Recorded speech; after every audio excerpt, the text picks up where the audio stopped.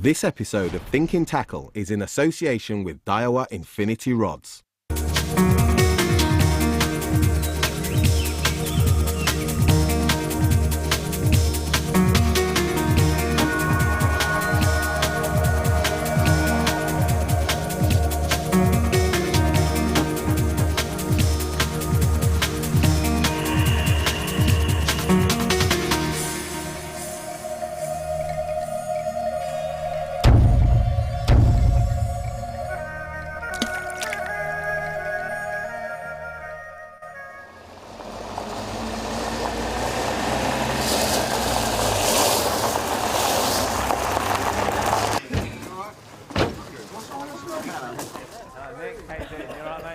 Welcome to the first show in a new series of Thinking Tackle. My name's Danny Fairbrass.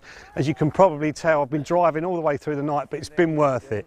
We're now in central France. We're at a holiday complex called Maison de Lac Bleu, and it's really unique because all the fish here have been grown on site and they're absolutely huge. This is our annual jolly up, and we're fishing for what our average fish of 40 pounds. That's the average carp in these lakes. There are 4 different lakes. We're going to have a walk around and just see what swims we're going to choose for our draw. Then we're going to show you the draw as well. All the guys are obviously really keen to see what the lakes have been fishing like and what swims we're going to pick. And we're going to give you an account of the week away fishing, so we're going to show you all the massive fish that I'm sure are going to get caught, but we're also going to show you loads of tips and tactics about how to catch the fish out of these really pressured waters, because you've got 20 guys on these lakes from April right through to October, so the fish are pressured, they're not climbing up the line. So we're going to show you location skills, we're going to show you rigs, baits, loads of different tips and tactics of getting these huge fish out. So without further ado, I'm going to go and say my hellos to the family as well, and then we're going to have a walk around the lakes and show you a bit more of the complex.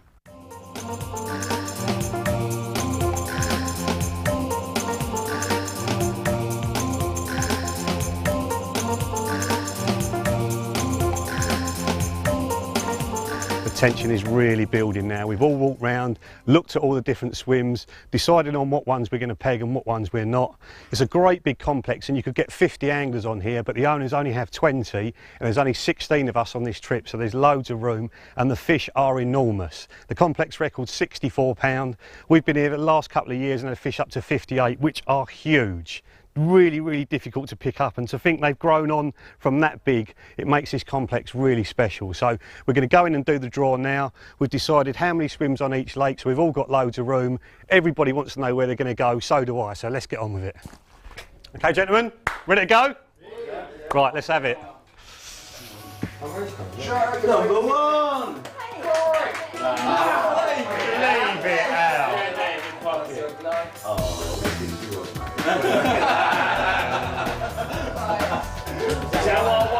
You got me and all. You got me. Two. Right. Oh, come on.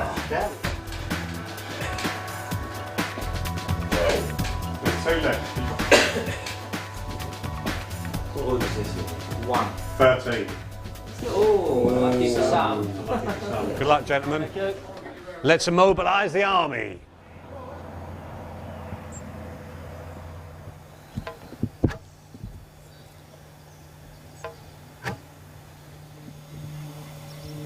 And there we have it, opening the account at Maison. How big, mate? 53.4. Not a bad start to the session.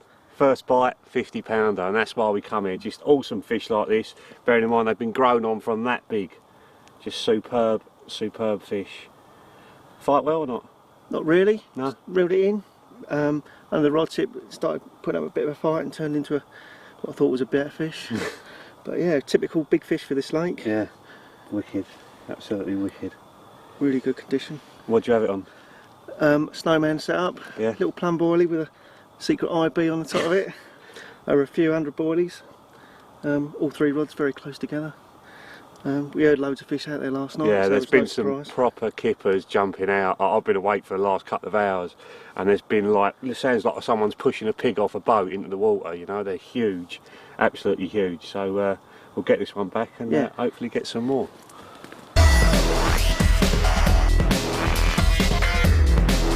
The mist of the morning's finally cleared. It's extremely high pressure at the moment, which isn't good for the angling, but as you've seen, Mr. Clark's already managed to bag one. So So Damo's going to talk us through where he's put his 3 rods now, because getting off the mark quickly in one of these sessions does help you build a really good session, you know, and you'll end up catching more fish if you get onto them quickly. So first of all, mate, the left-hand rod, where's that gone? Left-hand rod we've got off this big bush that's just overhanging here. It's about 3 foot to the right of it. I've put all the rods at the same range, so it's really easy for me to sort of mix the rods up if I have to during the night. Right, okay. So they're all marked out to the same distance. Right. I'm using the trees on the far side as markers. I started off with the middle rod is on the 3rd tree, if you like, and the right-hand rod is on the big tree. Right. That's important, isn't it? That's something that you just do as a matter of course, yeah. But when it gets dark, the only stuff you can see is actually on the horizon. It is, yeah. If you pick something down by the water's edge, in the dark, oh, there's another one out there. That's not far away from the right-hand rod, is it? No. Yeah, if you pick something on the water's edge, somebody's bivvy or whatever, when it gets dark, you can't see it, can you? No, it's really important. If you catch one, you've got to get your bait back out there and try and catch another one. Exactly. So, which you did still with the fish in the net, didn't you, last night as well? Yes, the fish is doing that rod back out again. That's the most important thing, get rod back out. Loads of times I caught big fish, you know, with one in the net, get another one. As I did in April when we fished here, you know, I had a 50 pounder in the net and lost another 50, you know, really quickly. Yeah. Or end up with 2 30s in the net, you know. So why haven't you got 2 rods down the tree line then? Well, one of my friends has been fishing here the last couple of weeks, and he just told me that the tree line hasn't been producing the bites. Right. Nick, the guy, the owner, he said that he'd been fishing this swim and he hadn't caught anything off the tree line, but there was fish showing out there last night, and I'll give it a couple of days out there, you know, close to the tree line. But if I get any more bites out in the open water, then I'll move the other rods. Sort of over. leapfrog, so the left-hand rod will become the right-hand rod. That's and you'll go more round towards me, basically. I mean, yeah, definitely. With the fish that have been shown in your swim, you know, I have this morning I've leapfrogged them over to the next tree, right. Because there's a lot of activity out there and fish just rolled out there as well. So I'll give it, you know, a couple of days and see what happens, really. Cool. But there's plenty of bait out there in a big long line. Yeah, that's the other thing, that you've gone down to the adjacent bank and you're baiting up with a catapult. Yeah, it's very easy. You know, so it's all going out straight off the bank, straight in one line, and all 3 rods are staggered along that. That's right, yeah. And you know, and because we've had the mist and everything, the fog, it's very easy. I can whack it out in the general direction. I know there's bait out there. They've got a chance of getting one if I can't see the tree line. So making it easy for yourself, basically. As easy as possible. Yeah. Well, I'm sure you'll have more. I hope so. So join us after the break. We're going to go over to my swim and I'm going to talk you through the different rods that I've placed out there, and after that we're going to look at the all-important bait.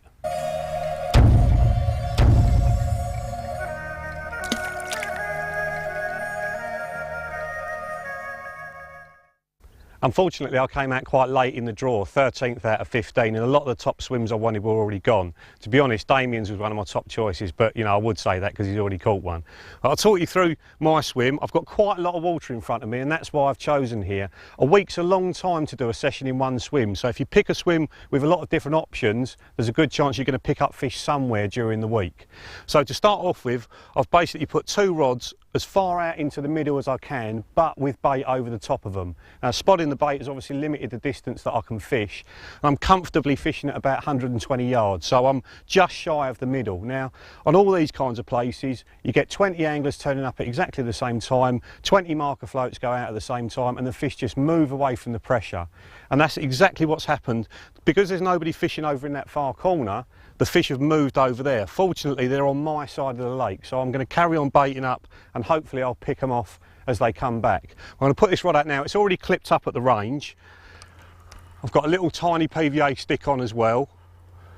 It's just wet the eyes of the rod so the mono goes through nice and smooth.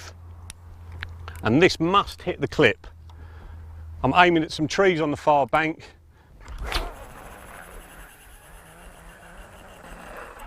Bing, hits the clip. Feel it hit the bottom. Lovely. That's the right hand rod. Just let the flying back lead sink. And because I've got a crosswind, get the line as tight as I can, as quickly as I can, because you don't want it bowing out the swim. So we'll get that one on the rests. Right, the second rod is going literally a rod length to the left of the first. They're both fished tightly together on the bait. So I'll get this one out, just wet the rings, just to reduce the friction on the line.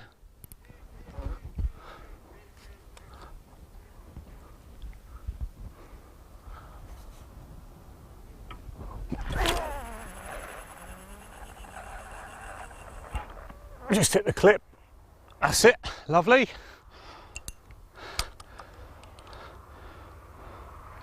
Now, out of my 3 rods, I just sink the line when I'm doing it. Out of the 3 rods, I've got 2 on bait and 1 a lot further than that, just on a single hook bait. And the reason for that is the fish have moved away from the angling pressure and they're in front of the only swim that's actually not being fished at the moment. So the 3rd rod is like a rover that I can move around the swim. What I'm also going to do during the week is I'm going to bait another spot that I'm not going to fish for maybe 2 or 3 days, probably out towards the island over there, because I reckon that's a pathway of the fish coming down towards this end of the lake. So I'll just spot out there, maybe put 20 spodfuls out. The next day I'll put 20 more out, and I won't fish over the top of it until the 3rd day or when I see some fish action. So we'll get that one sunk down. It's a mistake a lot of people make, is they fish 7 one-night sessions rather than thinking they're fishing for a week. And that doesn't mean stoving in a load of bait right at the outset, because I've put about 20 spodfuls of bait in, I suppose, to start off the session, just enough to get the fish interested. If I get a bite, I'll put more bait in. If I don't get anything, I won't put any more bait in to start off with. Rather than putting like 10 kilos of boilies out on the first day I'm here and then sitting on it for the whole week, it might produce a bumper session, but I might also blank. So it's worth remembering that when you go into these things. Just because they're big fish doesn't make them stupid. Right, well that's me cast out and ready for the night. I'm going to put another 10 spodfuls out over the baited spot, because there are a lot of small fish in this lake and they can pick out all the bits of hemp. But in the meantime, we're going to go around the complex and see what the other fellas have caught. Well, mate, Dan's just asked me to come over and talk to you and Woody about how the session's going so far. Well, I think we can safely say it's not going too badly at the moment now. Just so the viewers know, Andy's already managed to sneak one out this morning, which is quite rare to have day bites on here, 33 3/4. And the master, the tactical magician, is into another fish. So 2 bites in a day out of here ain't bad, mate. Well, got to be chuffed. First full day, and I've only just got that back to my marker now on the line. Is it the same spot then, is it, Andy? Exactly the same spot. I've just been fishing off to the right of those 2 posts out there, and it's just ever so slightly deeper there. It's in about 5 foot of water, and it goes up to about 3 right next to the pipes. So I had it in about 5 foot of water. I've not put loads of bait in, just been liberal as you are. Trap setter. Well, this is it. Yeah. Trap setter. So yeah, I mean it's quite a shallow lake, isn't it? Yeah, I mean I've not found any areas deeper than 6 foot. All around the front of that island, it's all around 5 foot. So all my baits are sitting in 5 foot of water in the 3 different positions. Oh, Flicked off a fin. across the dorsal. Oh no. Don't do that to me, mate. Always a heart-stopping moment. And I know our beloved Clive Gibbons was saying that 6 foot seems to be the magical depth, so it seems to be for you at the moment. 5 foot's doing it. Yeah, does seem to be the deeper water. From what Clive was saying, a lot of the fish were coming out of the deeper water before, so we did actually consciously look for the slightly deeper water to fish into, and so far it seems to be paying off. Yeah, obviously. Yeah. So have you actually seen any fish over your spots, or? There were a couple of fish crashing about an hour and a half ago at the back of the actually in the main gap between the islands. So it's not right on the spot, but not far from it. So you got the back leads on, mate? Yeah, I've been trying. I've got flying back leads on and back leads, half-ounce back leads on under the rod tip. Couple of reasons. First of all, since the underwater filming, I'm paranoid about pinning everything to the ground. Yeah. And also, although it didn't work on the last fish, I like to have the lines quite deep in the under the rod tip, so you out can of each other's way. You can play the fish over the top of the other lines, and normally it won't actually snag them up. But it's quite steep here, isn't it, mate? So if they in the edge, so if they start burrowing in close, you've got a chance of going to yeah, and that has come right in. Right, we are praying for a netted pirouette monster. I'm just going to get the net out. This one has fought a lot harder than the last. It steals a much bigger, stronger fish. I'm just hoping it is. Glorious sunshine on an otherwise misty day as it's been this morning. typical November morning or November afternoon run. Tell you what, mate, you're remaining remarkably calm considering what could be hanging on the end of this fish. I know I wouldn't be able to talk in front of cameras while there's someone playing a carp on that side. So you've been spotting that bait out, mate? Yeah, been spotting it out, but as I say, not a huge amount. But I've actually consciously been trying to. Oh, that's a good fish. That is a good fish. Oh. Now, I've been consciously trying to put as little solid real food out there as possible, right, so that first of all the crayfish aren't going to have a real go. Come on, girl. Come on. Oh, it doesn't want to know, does it? Mate, I think you've got yourself a mighty large carp there. Watch that line, Andy. Watch that line, mate. There's I don't want to talk about it. No, that's right. This is a good fish. So yeah, like you were saying, just a bit of smell in the area. So it's more the smell than anything. I think it's helped with the crayfish because they're not actually been able to target the baits. As you know, if there was solid baits going out there, whole boilie or whatever, or more whole boilie, and also the fish I'm hoping are going to hone in on my hook bait quicker than if there was a lot of other bait out there. Yeah, got you. Yeah, mate, it seems like a good plan. And as I say, one day in on a really tricky lake like this, and you've had 2 bites within a few hours, really, ain't you? Yeah. One after breakfast and yeah, one before dinner. Yeah, that's it. Well timed carp then. Clever carp. Yeah. Here she goes. Come on, girl. Oh, don't go again. It's just, do you know what, mate? They're not even doing anything. It's the sheer weight of the body sinking. Just that movement. It's and enough. you can't do anything, can you? Here we go. I think we might have it this time. Come on. It's a long It's fish, in now. Come on! It was going, I could see the side of its head, mate. You see, it was so big you could only get half of it in. That's what Mate, it was. that's a 50-pounder. Mate, well done. Cheers, Ali. Cheers. Okay. What's your PB? 46. Oh, that's so near but yet so far. 44.12. 44? Yeah. Oh! Excellent. A 44.12 consolation. Put him on there. Cheers. Good angling. Thanks very much. Okay, do you want to lift this out, Dan? Lift the sling out. Shot for an arrow from out the other end. Wicked. Well done, matey. Not bad. Let's give you some few tips. I'll come round later. There we have it. 49.5 pounds of mirror carp ran on Genetry Lake with Mr. Harris. Came out. Came out. Second one of the day, mate, isn't it? Yeah, 32, about 11 o'clock. Right. And then this one was apparently on the drop. Yeah, to a rolling fish that virtually took it as soon as it hit the bottom. Come out twice before and then cast on his head and this happened. Nice. Right, I hoist him up Spin one more around. time for people and we'll get him back. Get a bit of water on him.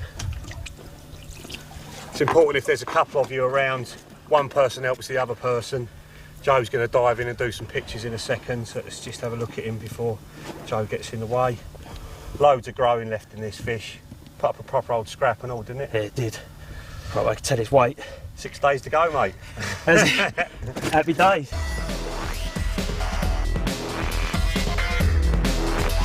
You never know what's going to work on these kind of places, so it's worth taking 2 different approaches. I've got a particle approach and a boilie approach. So the basis of the particle approach for me is always hemp. Every fish eats it, they absolutely love it. I've soaked it for 24 hours and then brought it to the boil, simmered it for about half an hour. It's got lots of salt in with it to bring the taste out, and it's got some chilli flakes as well to spice it up. And believe it or not, this stuff is exactly the same as the other one. That's hemp as well, but that's gone into a liquidizer to turn it into hemp milkshake, and that clouds the water up and puts lots of smell into the water. So that's a really good tip wherever you're fishing. That is a really, really good attractor. Next one down, sounds painful but it's not really. Crushed nuts. There's loads of different types of nuts there. All you have to do is soak this stuff for 48 hours before you're going to use it, so you can take it dry with your fishing as well during a session in the hot weather, and just put a little bit in water and make it up as you go so it doesn't go off during the session. And if you're going to put crushed nuts in, you want to have whole nuts as well.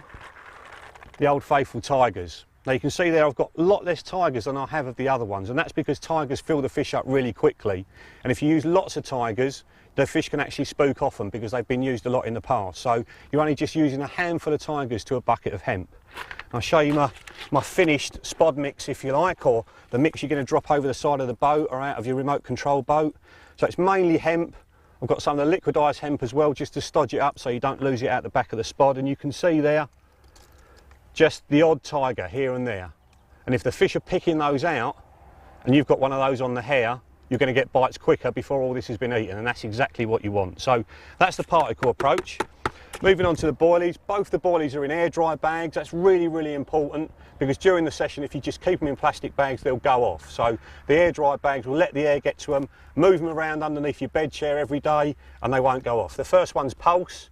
That's a boilie that I've caught loads on this year, so I'm bringing it with me because I'm really confident in it. And the next one is Proactive Pineapple, and I've brought that because I had a really big fish from here on that a couple of years ago. I had a 58 pounder on this. So always take something that you know is going to work, and if the place recommends their own bait, I'd take some of that as well, because it goes in all the time and the fish are used to seeing it. And this is exactly the same. It's Proactive Pineapple, but it's chopped up, and I think because they're not round, they're treated with less caution by the fish, and they come out of the spod a lot easier.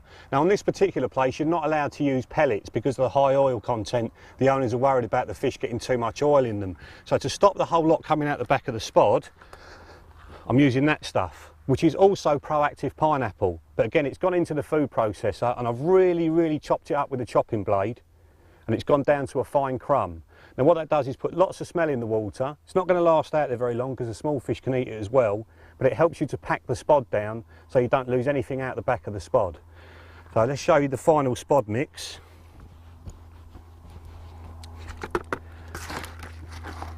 That's it there. So I've got a mixture of everything in there. I've got the hemp in there, I've got some large chopped boilie, I've got some of the fine crumb as well, I've got a few chopped nuts and a few whole tigers, because I'm fishing different hook baits over the same baited spot. So I've gone in with that. I'll keep feeding that for the first couple of days. If it doesn't work, I might change my approach just over to boilies, but for now, that's the bait that I'm using.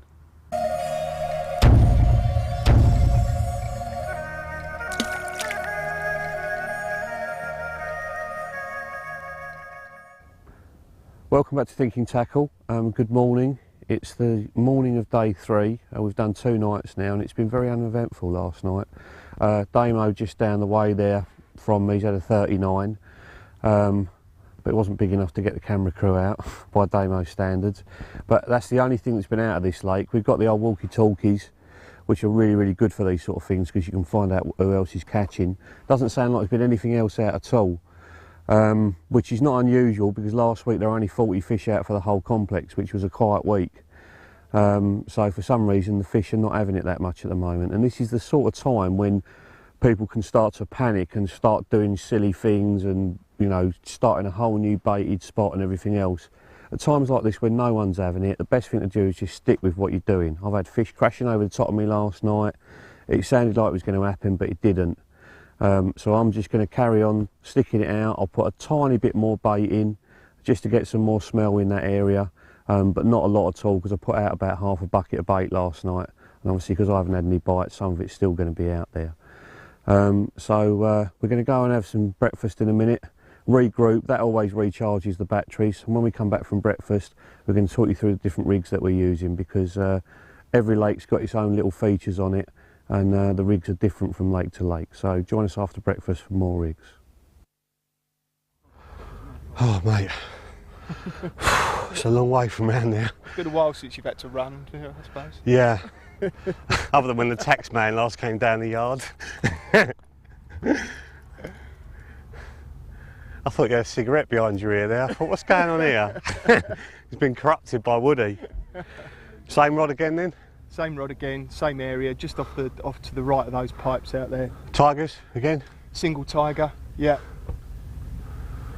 Again, just been feeding it with real small food stuff, just mainly boilie crumb and broken boilie. But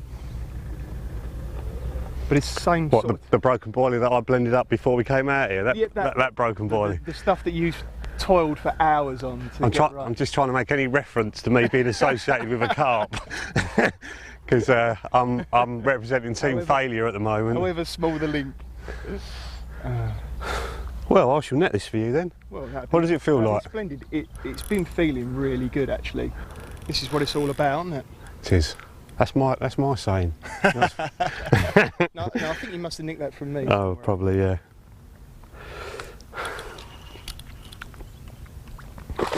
Looks like £30 at me, mate. Yeah. They're all welcome though. Oh, definitely. Consistent as well, mate. That's the other thing. I've been just as consistent as you by having absolutely nothing. But I am doing it in style. Oh, I think it's a bit bigger than £30. It is a nice fish. Come on, baby. Come on, baby. Get in! Put it there, mate. Good skills.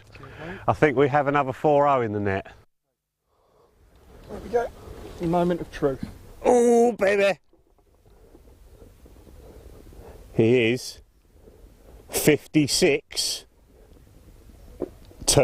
Yes. Come on! Come on! Yes. There are no words, are there, mate? There are no words. I'm made up. Absolutely made up. Top result. Top result. Right, I'm going to get out of the way and you get some pictures done. It's heavy. It's heavy. A Ramadan. Come on. That's a stressed smile, that is. A grimace.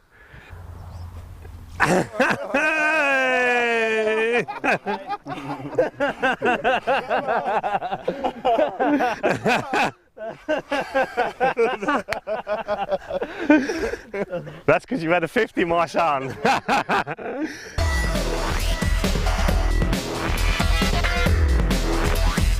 Lead choice is really important. No matter what lake you fish, no matter what country you fish, if you get it wrong, it can definitely work against you. So first of all, I'm going to show you what you shouldn't be doing in this situation. Now I'm fishing 120 yards out, the bottom's quite soft out there, so the thing I shouldn't be using is an inline. And the reason for that is the hook link is attached to the nose of the lead. So as the lead goes into the soft bottom, it's going to take the hook link in with it, and you can end up with the hook link sticking bolt upright off the bottom, because the lead's plugged so far into the silt. And I know that because I've done some underwater films, and what we were doing was casting a rig out and then getting the diver to swim out and film how it was laying on the bottom. And I cast an inline lead into what I thought was a hard bottom, but it was actually soft sand. The lead had gone in about 1 inch, and that hook link, the stiffness of it was making it sit bolt upright like that off the bottom. Awful, you're never going to get a bite on it ever. So good on really hard bottoms because you're picking the lead up from the heavy end first, so it's an instant bolt effect, but on soft bottoms where I'm fishing, no good at all. And if you're fishing hard bottoms with a slope, then a flat lead like that, the flat liner pair, will be ideal for that because it won't roll down the slope. So inlines are good on hard bottoms, no good on soft. So this is what I'm actually using. It's a lead clip system. 3 ounce distance lead on there, just heavy enough to get out to where I'm casting to, and then a lead clip rubber and a safe zone leader as I normally use, but it's different from a normal lead clip, and the reason it's different, if you can see on the end there, I've got a quick link rather than a swivel, and the reason I've got that is this is a sort of a running rig. If I pull that quick link into the lead clip, it's semi-fixed, so you can see there it's not dropping off straight away, but it will pull away quite easily. So basically when the fish picks up the rig, they can't use the weight of the lead to try and get rid of the hook, because I've seen it on the underwater films. They pick up the rig, they feel the weight of the lead and they shake their head and try and get rid of the hook, and sometimes they do it. With this, as they shake their head, the lead is just going to travel down the leader, so they can't use the lead to their advantage.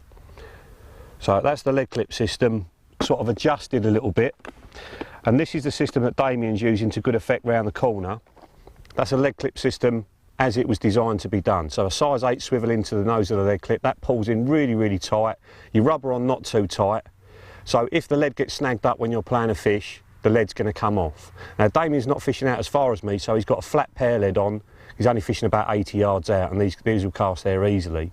And that won't go into the silt as far as one of the distance leads as well. And then if the fish unfortunately kites off to his left and goes in the trees, if I hold the rig, that's what's going to happen.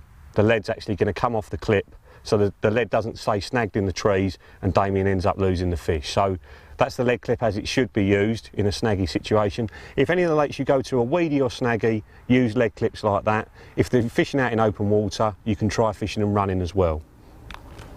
Now, we've used safe zone leaders all the way through this, basically because they're allowed on this water, but if they weren't, that's what I'd use. Exactly the same system, lead clip, rubber, but a bit of rig tube. And I've got, let's put that back in there. I've got a couple of bits of tungsten actually moulded around, just tungsten putty, moulded around that tubing, just to get it to sink down on the bottom, because I think it's important to get the colour right and then add those bits to it to sink it down. So there's loads of different colours in the safe zone range. There's the khaki one and the clay one there. There's a silt and a weed as well. And what you want to be doing is dropping the rig in the edge, seeing what it looks like in the edge and trying to blend it in to your actual swim, because if the fish don't know they're being fished for, they're going to be a lot easier to catch. So that's the lead systems. Let's have a look at the hook links. My hook links have evolved during the session. I'll show you what I started off with, basically based on the underwater filming and all the editing I've done recently. A really, really short hybrid hook link. Only about 3 inches long. I was using them 2 inches long on one of the rods. And then coming up from that, a bottom bait, but a different bottom bait to all the stuff that I'm putting out. It's actually like a protein mix with a load of fruity flavours in that we call an IB, an illegal, and I won't tell you the other word, you'll have to guess it yourself. Really, really fruity, really tangy, gets loads of bites really quickly. And the reason it's different from all the ones that I'm putting in is I want that to stand out from all the other ones, so hopefully it gets taken first. And if it gets picked up and the fish get away with it, I want them to come back to it again and again and again. So I'm fishing with a size 6 wide gate B. It's barbless rules on here, and the wide gate Bs have got a nice curved point, so when it goes in it curves in, so it's much more difficult for it to come back out again. I don't like using barbless hooks with straight points because they make a straight hole, and a straight hole can come back out again quite easily, so a curved point's always better barbless, I think. So a size 6 wide gate B. We've got a little rig ring, micro rig ring there that moves around on the hook. And what that's for is as the hook penetrates, the ring will move back down the shank and just come out the way so the hook can go in further and further. And it also gives the bait a bit of movement, so as it goes in their mouth, it allows the hook to turn and catch hold better. Down from that, we've got a little tiny bit of shrink tube. That's again something that I've learnt from the underwater filming. Too much shrink tube can actually get in the way, and this is the new coloured safe zone shrink tube to match to the lake bed as well, just for a bit more camouflage. So that's what I started with, but after that first night I was bringing the rods in and the baits were smelling really silty and horrible. Because it's so soft out there, I think what was happening, the whole lot was getting dragged into the silt and the fish probably couldn't find them. So the second one I've moved over to is that one. I've changed the hook link material from the hybrid to a hook link called Heavy Skin, which is a lot softer, and I've actually done something completely different. At this end, I've stripped a bit away, so I've got a bit of exposed braid right by the lead system, and what that allows the rig to do is when it goes into the mud, rather than all sticking upright, some of the braid's going to be going through the silt, and then hopefully this part, the stiff part, is going to be sitting on top, so it acts like a hinge. And then at the other end we've got another strip back section so the hook can go in easily and turn and catch hold, and pretty much the same hooking arrangement, a size 6 wide gate B, your same bit of shrink tube, the rig on there, but you can see that I've got 2 baits rather than one. That's a snowman setup, which is basically a bottom bait and then a pop-up, and that's going to be a bit lighter than just a bottom bait on its own, so it's going to sit up in the silt a little bit more, and hopefully the fish are going to find it a bit easier. And moving over to the next one, that's exactly what Damien's been doing to great success. He's got a snowman set up, that's his own version of the IB, very tangy, fruity pop-up, and then a green-lip mussel bottom bait with plum flavouring in it. Pretty much the same setup as what I've got. He's using the hybrid because the bottom's not as soft where he's fishing as where I'm fishing. He's got a little bit of tungsten on there as well, just to hold everything flat down on the bottom. That's something else we've learnt from the underwater films. And a hook link ever so shorter than mine, just a little tiny bit shorter than mine. Moving on to the next one, that's a completely different bait altogether. That, believe it or not, is a tiger nut. And what I've done is I've shaved all the outer skin off the tiger nut just to let the flavour flood out of it a little bit more and make it more visible. And I've topped that off with a little bit of glow-in-the-dark corn, one for buoyancy and also for at night time that actually glows, so it's going to stand out amongst all the other feed. So when the fish do eventually come into my area, hopefully I'm going to pick a few up. The same hooking arrangement, size 6 wide gate B, same shrink tube and everything, and the same hook link. I've moved over to this heavy skin on all my rods now, with a little bit broken at the end there, exposed braid as a hinge, and then moving back up another bit of exposed braid at the other end so the hook can catch hold. Just looking onto the last one, that's one of the bloodworm dumbbells that I really rate, but unfortunately because there's a lot of crayfish in here, these are very soft and the crays love them, and I've had them out for a few hours already today and they've been eaten into already. So I'm going to try them. They're very, very attractive to the fish. Hopefully if some carp come along, I'll pick up one quicker on that. And exactly the same hook link again, the heavy skin. Now I'm fishing all of these with little tiny PVA sticks, more to stop the whole thing tangling when I cast than actual attraction. So in the ones with the boilies, I've got a little bit of crushed up boilie, the Proactive pineapple, a little bit of Tiger Nut Method mix and a little bit of juice out of the hemp.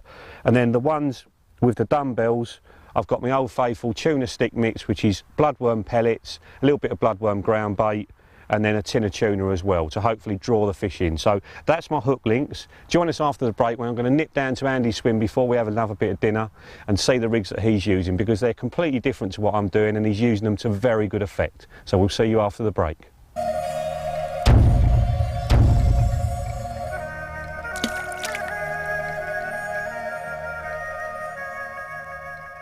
Welcome back to Thinking Tackle. I've taken the opportunity to come round to Andy's swim and bask in this glorious sun. Doesn't feel like November, does it, mate? Not at all. Not at all. And we want to have a look at your rigs, because I've just done a section on rigs for fishing on Jolly, and the bottom out there is very soft, and the thing I've said not to use is an inline, and you're using one, and obviously you've had a few.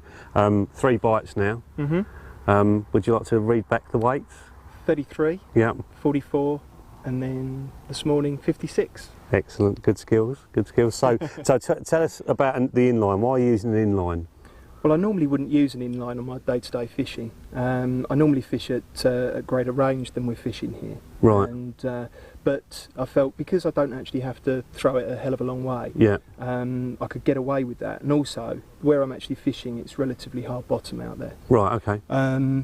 What I like about the inline lead, particularly the square pair, is that when the fish picks it up, it's picking up the whole weight of it. Yeah, because it's so squat, really condensed. And condensed, the fish, as soon as it moves, it's picking the whole lead up in one go. And that's really why I chose it. I mean, to do with this shocker rig as well. Yeah.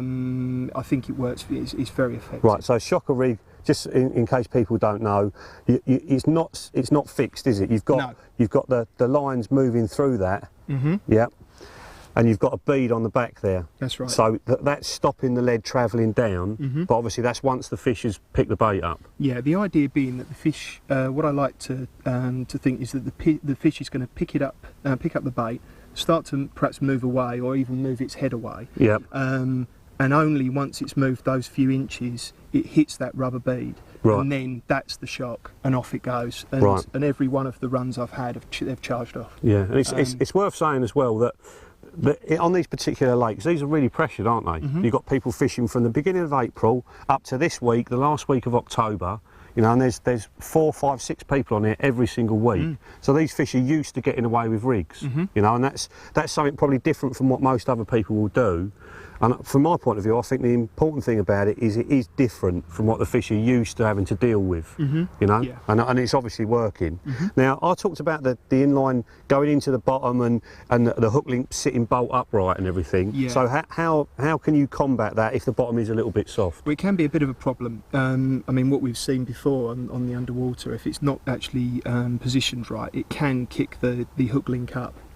And so what I've deliberately done is I've trimmed down the little rubber sleeve. So that bit there, that bit of silicone. Yeah. I've trimmed it down a little bit shorter than I perhaps normally would. Right. And that's giving it sort of 2 points at which it can hinge. And, right. Okay. And it's actually going to prevent it from kicking up off the bottom. Right. So if we pull that in there, we'll just to show people, you've got a double hinge there. So you've got the hinge of the ring, and you've got the hinge of the stick clip that's underneath that bit of silicone, yeah? That's right, so you shouldn't actually get that point where it does just kick up straight from the back of the lead. So even if the lead digs in, there's 2 points where the hook link can still lay flat. Yep. Okay, cool, that's another good little tip. A bit of shrink tube, curved in quite aggressively, I guess, to make the hook flip over. Yep. Yep, and that other bit there, I'm using a ring on the hook, but you've got a little tiny bit of silicone there right the way round. Now, what's that for? What's that doing? What I like to do is I like to bring that silicone right the way round as far as it will possibly go. And then often what I'll do, if it's not quite tight enough, is I'll just tie off a little bit of PVA tape just to make sure in flight that doesn't move back round. That doesn't move around. The idea being that the full weight of the bait is right round on the tip of the hook. Right, so the weight of your tiger nut essentially is making the point of the hook heavy. Yes. Is that what so it turns quicker? So the idea being that as the fish picks it up, the weight being on the tip, it should bring it quicker into the fish's mouth. Right, so let's just put that on my hand. So you're saying as the hook is tight, that's what you're trying to achieve. As soon as I move my hand there, yeah, it's going straight. It's going in straight away. Yeah. With the weight of with the bait round the back here. I mean, I know people do fish with hair rigs off of the back of the shank here, but I've never done it, and I do prefer to bring it right the way round, so the full weight of the bait is pulling that tip over. Which is another good little tip, because a lot of people they just fish the hair straight off the back of the knotless knot, and there you're making the eye of the hook heavy rather than the point of the hook heavy. Yeah. You know, and with these fish that are probably picking baits up and blowing them out all the time, the quicker that hook dinks in, the better. Right, okay. So that's your tiger nut setup, which is the one that's produced the bites. Yeah, that's been the one. Now, you're fishing it with a stick. Let's just put that stick next to that so we can see it. You're fishing it with a stick. What's in the stick, first of all? There's not a lot in there, really. We've got some amino black. Ground bait, yeah. And there's a little bit of halibut ground bait in there as well. Right. And I've actually crumbled up just a couple of the dumbbells, the bloodworm dumbbells, sticky bait dumbbells, and they've gone in there. And the final ingredient is just some plain old tuna. Right. Okay. And that's broken up, and it's all broken up into there. Right. And that's about it. That's your tiger nut setup that you've been catching the fish on. The boilie setup. It doesn't look like you've done that. It looks like a little tiny pair of claws that's been... probably more than one. Yeah. So there's crayfish in all these lakes, and obviously that's what's done that. You know, why have you kept a boilie on when obviously the tiger nut's not getting touched? Just to mix it up a bit. Right. I mean, what I've been doing is, around this one, I've only been baiting with boilie. Right, okay. So it's been boilie going in, and that's... I know why that is. To try and attract the bigger ones. Well, yeah, we're aiming on a 60. Yeah, right. So yeah, a bit of boilie going in around that, but only a few handfuls. When I'm casting, and then once in the morning when it's cast out, 3 handfuls, and then in the evening 3 handfuls. And that's about it. But I am casting during the day as well, because obviously the problem with the crays. Right. So I'm having to cast that one every few hours. Right, okay. Well, I see that they'd nicked the hair stop as well there. Yeah. I've got a little tip which we're going to tell everyone about in the next show, about how to stop them nicking the hair stop, and there's also some little tips for how to mask that. So if the crays are really bad, because they're not that bad in here, the baits are not gone in seconds like they are some places, but we've got those tips that we're going to put in the next show. Now, one last thing, I noticed when you were playing that bigger this morning, you had 2 back leads on. Yes. Now, why did you have 2 back leads on? Paranoia. No, again, since the underwater filming, it's just been in my head. Everything's got to be pinned to the bottom. Right. So you've got a flying back lead. Yep. And a back lead as well. And then a normal back lead under the rod tip. And but that does serve 2 purposes. First of all, yes, you're pinning everything down. But the other reason is, normally, if you've got a fish under the rod tip, you can actually play it through your lines, over the tops of your lines, and you're not going to have any hassle. Right. And you've neaded to do that, whereas I haven't at this stage. At this point. So yeah, I've found it, especially because, I mean, I must admit, I was expecting most of the bites to be coming at night over here. Right. And a lot of the waters I fish, predominantly at night, that's when you're going to get the action. Right. And I fish like this at home. Because that way, if you're not too sure exactly where the fish is, it's not going to be a big deal, because it should just go straight over the top. Okay, mate. All right. Well, that's all we're going to do on the rigs with Andy. I'm sure you'll be getting a few more, which we'll probably see in the next episode. But in the meantime, Mr. Hamidi has managed to get off the mark, so we're going to go and see him now and see how he's been getting on. You can already tell with the way they just bob around on the bottom here. Decent fish.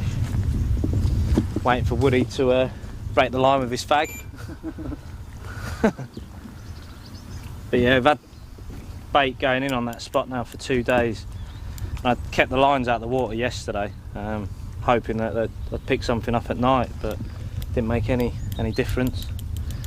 Mr. Clark just winkling another one, but this is the first take, possibly the last, possibly the first of many, who knows.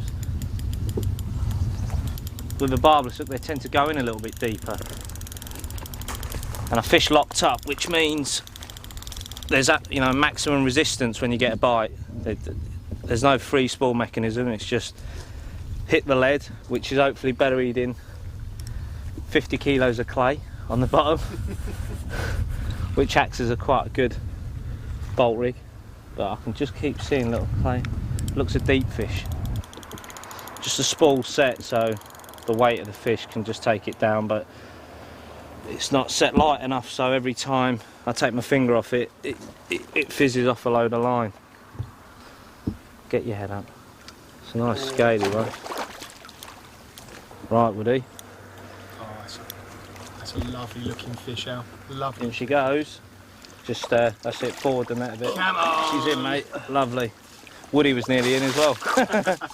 Lovely. Looks like a nice 30-pounder. So there we have it. Just weighed it. 40.5 pounds. Masterfully netted by Mr. Woody. And I'm just going to hold her up quickly before I get her back so you can see the fish.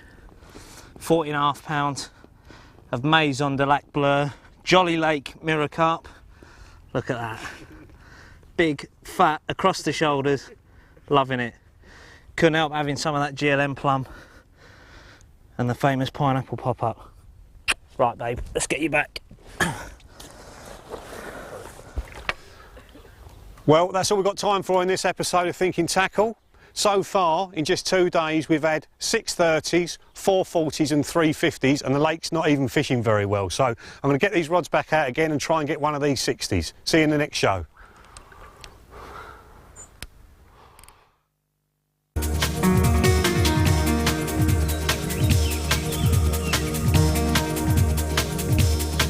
For a chance to see more of the underwater footage shown in this series, check out the state-of-the-art underwater carp fishing series, available from all good tackle shops.